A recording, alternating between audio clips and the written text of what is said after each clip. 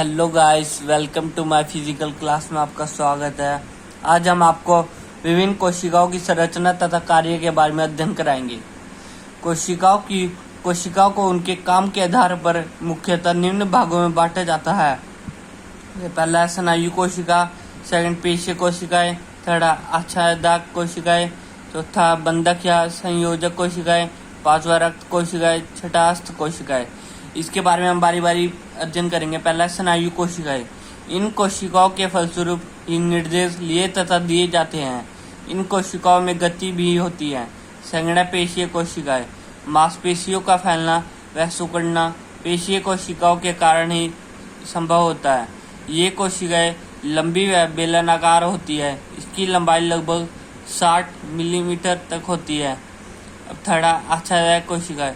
आच्छादक कोशिकाएं झिल्ली के निर्माण में सहायक होती है। इस प्रकार की कोशिकाएं पाचन संस्थान तथा श्वसन संस्थान की नलियों को ढकने में सहायता करती है। इस प्रकार की कोशिकाएं सुरक्षा प्रदान करने अभिशोषण में सहयोग करती है। फोर्थ है संयोजक कोशिकाएं। इस प्रकार की कोशिकाओं से अस्थबंधक व कंडरा बनती है। पांचवा है रक्त कोशिकाएं। रक्त कोशिकाएं 3 प्रकार की होती हैं, जैसे लाल रक्त कोशिकाएं, श्वेत रक्त कोशिकाएं व प्लेटलेट्स। लाल रक्त कोशिकाएं चपटी, गोल तथा बीच में से दबी हुई होती है।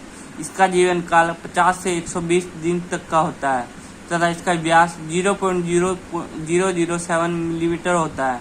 1 घन मिलीमीटर में इसकी संख्या लगभग 50 लाख होती है। छठा अस्त कोशिकाएं। अस्त कोशिकाओं के परिमाण स्वरूप अस्थियों का निर्माण होता है। अब हम पढ़ेंगे कोशिकाओं की विशेषताएं। शरीर की कोशिकाओं की निम्न विशेषता होती है। पहला आसबीकरण।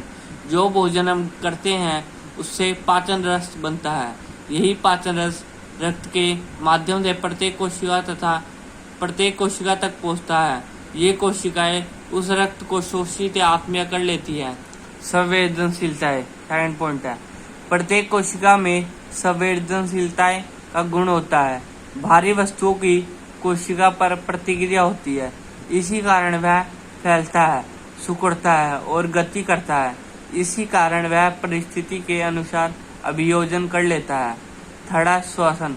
प्रत्येक कोशिका में श्वसन क्रिया होती है, अर्थात रक्त के माध्यम से वे ऑक्सीजन ग्रहण करता है और कार्बन डाइऑक्साइड को छोड़ देता है। फोर्थ संतानोत्पत्ति। प्रत्येक कोशिका की एक निश्चित सीमा तक वृद्धि होती है, फिर कोशिका विभाजन हो जाता है तथा नई कोशिका का जन्म होता है। इस प्रक्रिया को ही संतानोत्पत्ति कहा जाता है। पांचवा उत्सर्जन। प्रत्येक कोशिका में व्यर्थ के पदार्थ पैदा होते रहते हैं। इन पदार्थों का निष्कासन या उत्सर्जन अति आवश्यक होता है। अंततः प्रत्येक कोशिका इन व्यर्थ के पदार्थ का रक्त के द्वारा निष्कासन करती है। अंत में ये पदार्थ गुर्दे व फेफड़ों के द्वारा शरीर से निष्कासित कर दिए जाते हैं।